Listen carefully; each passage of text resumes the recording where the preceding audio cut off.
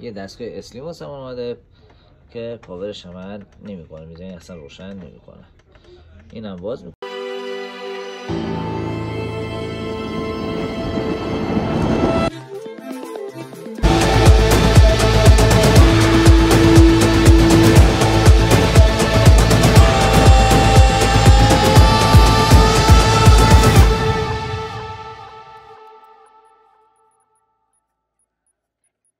باز کردیم، تستای پشت مدار رو گرفتیم، طبیعی بود، 5 ولت رو داشتیم. بعد این ور مدار رو که باز کردیم نگاه کنیم چه فضاحتیه، انواع رسوب و میکروب و زنگ زدگی و اینا توش دیده میشه. این طرز نگهداری به خدا دستگاه نیستش. اینا دستگاهش قیمت تعمیرش، قیمت آیسیاش، مثلا یه اتصال بکنی یه پروژونو بخواد بزنه کار نمیفته. قربونت بشم، اینا خیلی دقت کنید تو نگهداریشون. یا آیسیا، خازنا، دیودا، اینا تک تک باید چک بشه.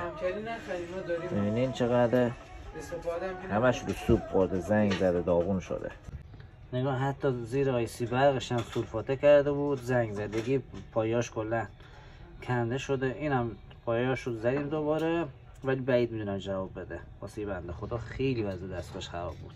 خب آیسی برقش هم پای سازیاش انجام دادیم، گذاشتیم، ولی این طرز نگهداری از این دستگاه نبود. این دستگاهی بود که باید هنوز زالالا باید زنده میشه. متاسفم واسه تو ما این دستگاه نگه داشتن. خب این دستگاه رو ما کارشو کردیم، راه انداختیم، روشن شد. اینم تصویرش. افیاش سولفاته کرده بود، رویداش همه زنگ زده بود، مدار مسیر قطعی داشت، زیر آیسی برقش کلا زنگ زده بود، مسیر رو کنده بود که ما پای سازی کردیم. دستگاه خدا شکر روشن شد. بریم واسه بستنش، این تصویرش رو روشن بودن دستگاه. بریم واسه بستنش که تحویل مشتری.